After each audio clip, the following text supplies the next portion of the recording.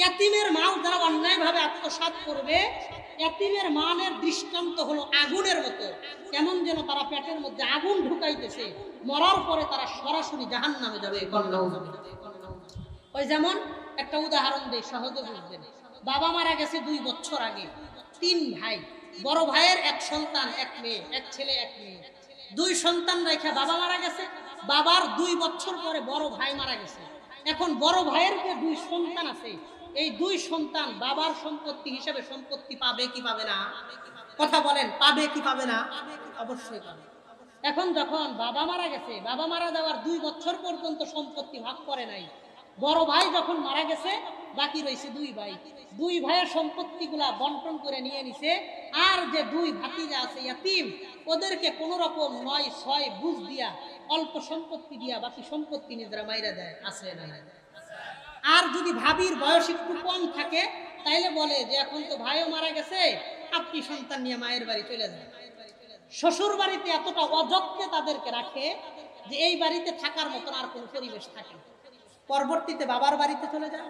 বাবার বাড়িতে চলে গেলে ইয়াতিমদের সন্তান অন্য ভাইয়েরা সিস্টেমে নিজেদের ভাগে সব রেজিস্ট্রি করে নেয়। আছে না? তো মনে রাখবেন, ইয়াতিমের সম্পত্তি আগুন। ইয়াতিমের সম্পত্তি বলেন কি? ইয়াতিমের সম্পত্তি কি? সবাই কর, ইয়াতিমের সম্পত্তি কি? যে ইয়াতিমের সম্পত্তি খাবে তার পেটের মধ্যে জাহান্নামের আগুন ঢুকাবে। আল্লাহ বলেন ওয়াসায়াসলাউনা। শায়েখ যারা আছেন, সিন যখন ফেলে মুজারের শুরুতে আসে, এটা তাকিদের অর্থ দেয় এবং আন করিব এর অর্থ দেয়।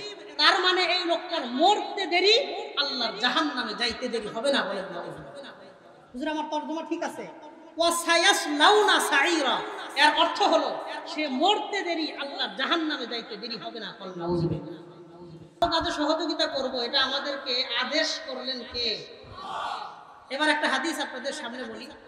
আবু দাউদ শরীফের ৫৪৪ নম্বর হাদিসের বর্ণনা, ৪৯৪৪ নম্বর হাদিসের বর্ণনা। عن أبي هريرة رضي الله تعالى عنه وعنهم أنه قال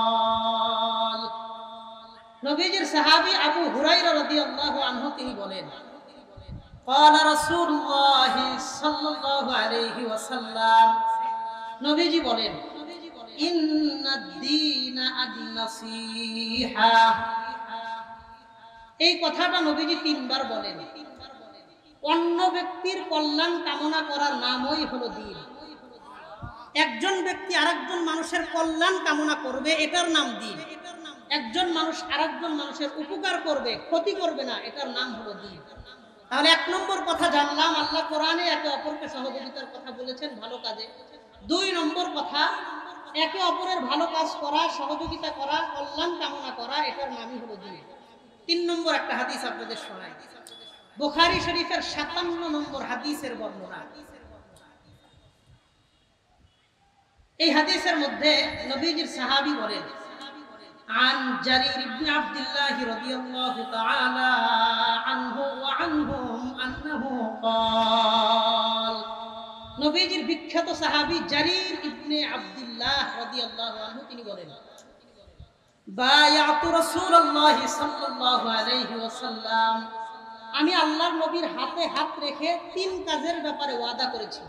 বলেন কয় কাজের ব্যাপারে? সাহাবী জারির ইবনে আব্দুল্লাহ বলেন, আমি নবীজির হাতে হাত রেখে 3 কাজের ব্যাপারে ওয়াদা করেছি, বাইআত গ্রহণ করেছি। কি কি কাজ তিনি বলেন? আলা ইকামিস সালাতি ওয়া ইতাইজ যাকাত। 1 নম্বর, আমি জীবনে কোনোদিন নামাজ কাজা করব না। বলেন সুবহানাল্লাহ। 2 নম্বর, ওয়া ইতাইজ যাকাত, আমি আমার জীবনে যাকাত দিতে অবহেলা করব না।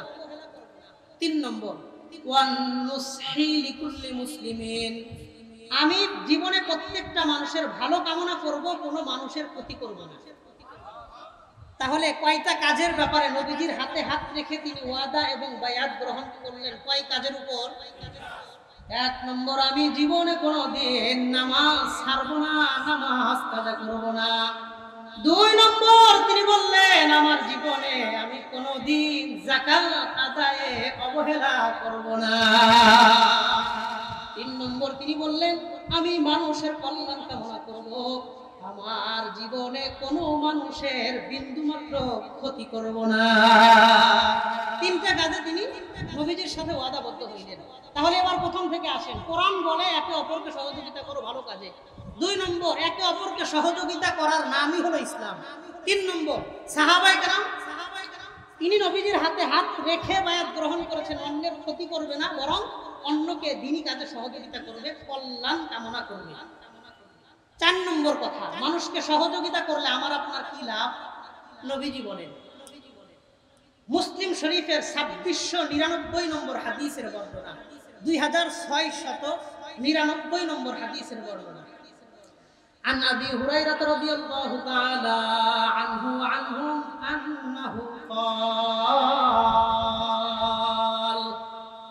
أبو هريرة থেকে বর্ণিত, قال رسول الله صلى الله عليه وسلم, নবীজি সাল্লাল্লাহু আলাইহি ওয়াসাল্লাম বর্ণনা করেন, ওয়াল্লাহু ফি আউনিল আবদি মা কানা আল আবদু ফি আউনি আখিহি।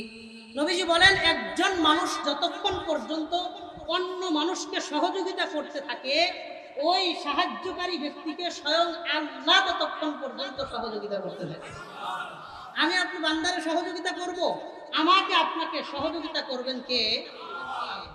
তাহলে ভূমিকাতে আমরা 4টা কথা জানলাম। আমরা সমাজের মধ্যে যত পাড়া প্রতিবেশী আছি, আমরা পারলে একজন আরেকজনের উপকার করব, কোনোদিন কেউ কারো ক্ষতি করব না ইনশাআল্লাহ। রাজি আছি ইনশাআল্লাহ? আল্লাহ আমাদের সবাইরে তৌফিক দান করেন, বলেন আমিন। এবার একটা হাদিস আপনাদের শোনাই। নবীজি সাল্লাল্লাহু আলাইহি ওয়াসাল্লাম বিদায় হজের ভাষণের মধ্যে 16 লক্ষ সাহাবায়ে কেরামদেরকে হাদিসটা বলে গেছেন।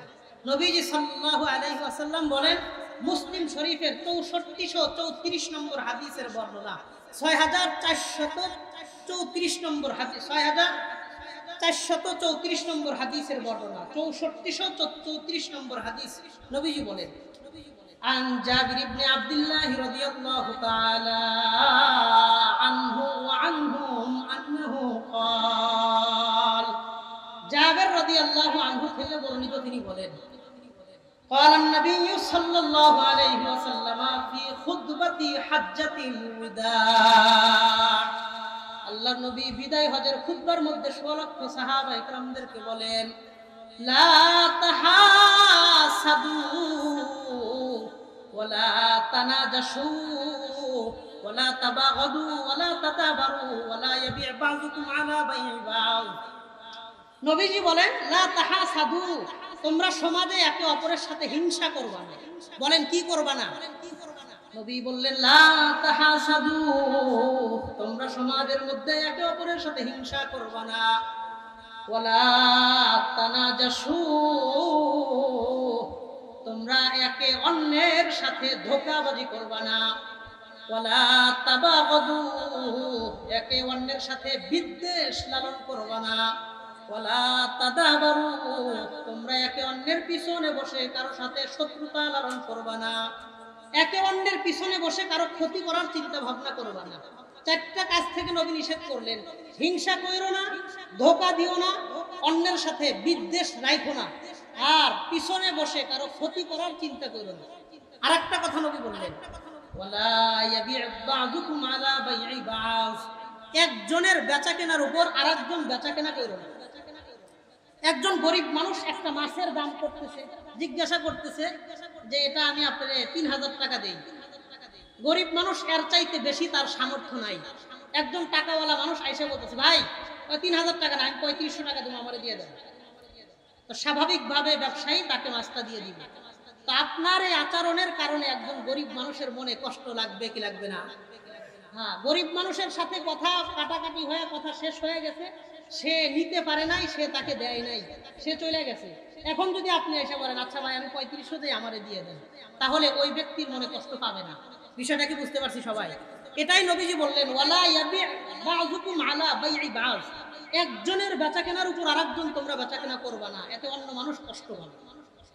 এরপরে নবী বললেন, ওয়াকুনু ইবাদাল্লাহি ইখওয়ানা, তোমরা প্রত্যেকেই এক আল্লাহর বান্দা। বলেন সুবহানাল্লাহ। ওয়াকুনু ইবাদাল্লাহি ইখওয়ানা, তোমরা প্রত্যেকে এক আল্লাহর বান্দা হিসেবে ভাই ভাই হিসেবে বসবাস করবা।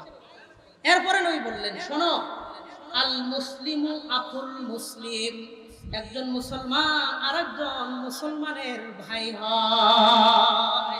একজন মুসলমান আরেকজন মুসলমানের কি হয়? আল মুসলিমু আখুল মুসলিম, একজন মুসলমান আরেকজন মুসলমানের ভাই হয়। লা ইয়াজলিমুহু ওয়ালা ইয়াহকিরুহু ওয়ালা ইয়াখযুলুহু, একজন মুসলমান আরেকজন মুসলমানকে কোনোভাবে অন্যায় করবে না, কারো প্রতি জুলুম করবে না। ওয়ালা ইয়াহকিরুহু, কেউ কাউকে তুচ্ছ তাচ্ছিল্য করবে না। ওয়ালা ইয়াখযুলুহু, কেউ কাউকে অপমান করবে না। এক নম্বর, কেউ কারো প্রতি অন্যায় করবে না। দুই নম্বর, কেউ কাউকে অপমান করবে না। তিন নম্বর, কেউ কাউকে তুচ্ছ তাচ্ছিল্য করবে না। নবী সাল্লাল্লাহু আলাইহি ওয়াসাল্লাম এরপরে বলেন, শোনো, বিহাসবি মিনাশ শাররি আন ইয়াহকিরা আখাহুল মুসলিমা, কোন মানুষ মন্দ হওয়ার জন্য এটাই যথেষ্ট, সে আরেক ব্যক্তিকে মন্দ ধারণা করবে। একজন মানুষকে কেউ মন্দ বলবে, এই ব্যক্তি খারাপ হওয়ার জন্য এটাই যথেষ্ট। এরপরে নবী বললেন, শোনো, কুল্লুল মুসলিমি আলাল মুসলিমি হারাম মালুহু ওয়া দামুহু ওয়া ইরদুহু, একজন মুসলমান থেকে আরেকজন মুসলমানের তিনটা জিনিস হারাম। তোমরা একজন মুসলমান আরেকজন মুসলমানের তিন জিনিসের কখনো ক্ষতি করবে না। এক নম্বর, দামুহু, তার জানের ক্ষতি করবে না। দুই নম্বর, ওয়া মালুহু, তার সম্পত্তির কোনো ক্ষতি করবে না। তিন নম্বর, ওয়া ইরজুহু, তোমরা তার সম্মানের ক্ষতি করবে না। আল্লাহ আমাদের সবাইকে এই হাদিসের উপর আমল করবার তৌফিক দান করেন, বলেন আমিন। নবীজি সাল্লাল্লাহু আলাইহি ওয়াসাল্লাম বেশ কিছু বিষয় এখানে আমাদেরকে জানাইলেন। তোমরা এক মুসলমান হয়ে আরেক মুসলমানের জানের ক্ষতি করবে না, সম্পত্তির ক্ষতি করবে না, সম্মানের ক্ষতি করবে না। আল্লাহ আমাদের বুঝবার তৌফিক দান করেন, বলেন আমিন। এক ব্যক্তি রিকশাওয়ালা, মনে করেন রিকশাওয়ালা আপনার কাছ থেকে অল্প করে টাকা হাওলাত নিচ্ছে। হঠাৎ করে একদিন চাষকালে 10-15 জন মানুষের সামনে তার সাথে আপনার দেখা। 10-15 জন মানুষের সামনে ডাক দিয়ে বললেন, কিরে আব্দুর রহিম, আমার টাকাটা দেস না, যে টাকাটা তো দিলি না। এক নম্বর, আপনি টাকাটা তার কাছে আলাদাভাবে চাইতে পারতেন, অসুবিধা নাই, কিন্তু 10 জন মানুষের কাছে আপনি টাকাটা চাইলেন, অথবা তাকে এমন কথা বললেন, সে লজ্জিত অনুভব করলো, লজ্জা পাইল। এইভাবে টাকা চাওয়া হোক অথবা অন্য কোনো ব্যাপারে অন্যকে লজ্জা দেওয়া আমার আপনার উচিত না।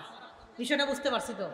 সে হোক রিক্সা চালক, হোক ভ্যান চালক, হোক সিএনজি চালক, প্রত্যেকটা মানুষের একটা আত্মমর্যাদা, ব্যক্তিত্ব এবং সম্মান আছে না নাই? আল্লাহ আমাদের বুঝবার তৌফিক দান করেন, বলেন আমিন। আমরা সমাজের মধ্যে একে অপরের সাথে ভ্রাতৃত্বের বন্ধন নিয়ে আমাদের সুন্দরভাবে সমাজটা গঠন করতে চাই। রাজি আছি ইনশাআল্লাহ। কেউ কারো ক্ষতি করবো না, মনে বিদ্বেষ রাখবো না, হিংসা রাখবো না। আপনার সাথে 15-16 বছর 17 বছর কে কি আচরণ করছে, কে কিভাবে কষ্ট দিছে, কে কিভাবে হয়রানি করছে, আপনার নামে কয়টা মামলা দিছে, কার ব্যবসায়িক ক্ষতি করছে, কার সামাজিক স্ট্যাটাসের ক্ষতি করছে, এই সব কিছুর প্রতিশোধ পরায়ণ না হয়ে দিল থেকে মাফ করে দেওয়ার চেষ্টা করবো। রাজি আছি ইনশাআল্লাহ। আল্লাহ আমাদেরকে মুসলমান ভাইয়ের ক্ষতি থেকে, ক্ষতি করা থেকে আমাদের প্রত্যেককে হেফাজত করেন, বলেন আমিন। তা আমাদের সমাজটাকে আরো সুন্দরভাবে গঠন করার জন্য খুব সংক্ষিপ্ত আকারে আমি 10টা পয়েন্টে কথা বলবো, যেটাকে আপনারা শিরোনাম দিতে পারেন মানব সেবা, সমাজ সেবা। 1 নম্বর, ওয়ালায়াতুল ইয়াতীম। আমাদের সমাজে বহু মানুষ, বহু ছোট ছোট বাচ্চা যাদের মা বাবা অথবা শুধু বাবা দুনিয়া থেকে বিদায় নিয়েছে, এই ইয়াতীম বাচ্চাদেরকে লালন পালন করা ইসলামে বহু গুণে এর সব আল্লাহ তাআলা কোরআনে কারীমের মধ্যে উল্লেখ করেন।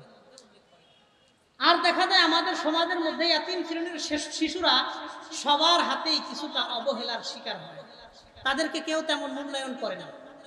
বাবা মারা গেছে, বোন তার এক সন্তান নিয়ে বাপের বাড়িতে চলে আসে, তো ভাইয়েরা বোনকেও ভালো করে দেখতে পারে না, বোনের যে সন্তান আছে ইয়াতীম, ওরেও ভালো, ওর সাথেও ভালো আচরণ করে না। আছে না নাই? নিজের সন্তানের সাথে বোনের সন্তান, ছোট ছোট বাচ্চা দুইজনে ঝগড়া লাগছে, ঝগড়া লাগার পর নিজের সন্তানটারে টাইনা বুকে নেয় আর ওই পোলার ধমক দেয়, কিরে তোর এত বড় সাহস, ওর গায়ে হাত তুলছস, আর একদিন এমন উল্টা পাল্টা আচরণ করলে ঘাট ধরে বাড়ি থেকে বাইর করে দিবি। এমন কথা বলে আছে না নাই? কথা বলেন আছে না নাই? না, এতিম বাচ্চাদেরকে লালন পালন করা, তাদের সাথে সহানুভূতিমূলক আচরণ করা, এটা আমার আপনার দায়িত্ব। আল্লাহ আমাদের বোঝার তৌফিক দান করেন। এতিমদের সম্পর্কে আমি 5টা কথা বলি। 1 নম্বর, কোরআনে কারীম সূরা বাকারা আয়াত নম্বর 83, 83 নম্বর আয়াত, আল্লাহ তাআলা বলেন, লা তা'বুদুনা ইল্লাল্লাহ, মুমিন মুসলমান তোমরা আল্লাহর দাসত্ব ছাড়া কারো দাসত্ব করবে না।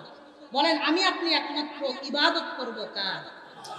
আল্লাহ বললেন লা তা'বুদুনা ইল্লাল্লাহ, তোমরা আল্লাহর ইবাদত ছাড়া কারো ইবাদত করবে না।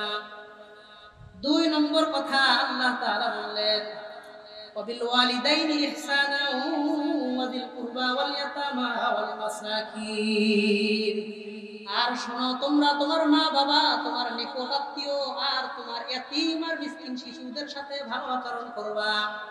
আল্লাহ বললেন আমার ইবাদত ছাড়া কারো ইবাদত করবে না, আমার দাসত্ব ছাড়া কারো দাসত্ব করবে না। এরপরেই বললেন মা বাবা, এতিম শিশু, নিকট আত্মীয় আর অসহায় শিশুদের সাথে ভালো আচরণ করবা। তার মানে এতিমদের সাথে ভালো আচরণ করার গুরুত্ব ইসলামে আছে না নাই? এবার আরেকটা আয়াত আল্লাহ তাআলা বলেন সূরা বাকারা আয়াত নম্বর 215, 215 নম্বর আয়াত, আল্লাহ তাআলা বলেন সূরা বাকারা, ইয়াসআলুনাকা মাযা ইউনফিকুন, নবী মানুষজন আপনাকে জিজ্ঞাসা করে তারা তাদের সম্পদ কোন পথে ব্যয় করবে। কুল মা আনফাকতুম মিন খায়রিন ফালিল ওয়ালিদাইন ওয়াল আকরাবিন ওয়াল ইয়াতামা ওয়াল মাসাকিন ওয়া ইবনিস সাবিল, নবী আপনি আপনার উম্মতদেরকে জানায় দেন, তারা যদি জানতে চায় তারা তাদের সম্পদ কোন পথে ব্যয় করবে, আপনি তাদেরকে জানায় দেন তারা যেন সম্পত্তি 5টা পথে ব্যয় করে। 1 নম্বর ফালিল ওয়ালিদাইন, তারা যেন তাদের সম্পত্তি তাদের মা বাবার পিছনে ব্যয় করে। 2 নম্বর ওয়াল আকরাবিন, নিকট আত্মীয় স্বজনদেরকে যেন তারা দান করে। 3 নম্বর ওয়াল ইয়াতামা, ইয়াতীম শিশুদেরকে যেন তারা দান করে। 4 নম্বর ওয়াল মাসাকিন, সমাজের মধ্যে দরিদ্র মানুষদেরকে যেন তারা দান করে। 5 নম্বর ওয়াবনিস সাবিল, মুসাফিরদেরকে যেন তারা দান করে। এই 5টা শ্রেণীর মধ্যে আল্লাহ তাআলা 3 নম্বরে জানাইলেন ইয়াতীম শিশুদেরকে যেন তারা দান করে। তার মানে ইয়াতীম শিশুদের পিছনে সম্পদ খরচ করার গুরুত্ব ইসলামে আছে না নাই? এবার আরেকটা আয়াত সূরা নিসা 10 নম্বর আয়াত, আল্লাহ তাআলা বলেন ইন্নাল্লাযীনা ইয়াকুলুনা আমওয়ালাল ইয়াতামা যুলমা, যেই সমস্ত মানুষ ইয়াতীমের মাল আত্মসাৎ করে অন্যায়ভাবে, বলেন বৈধভাবে না অন্যায়ভাবে?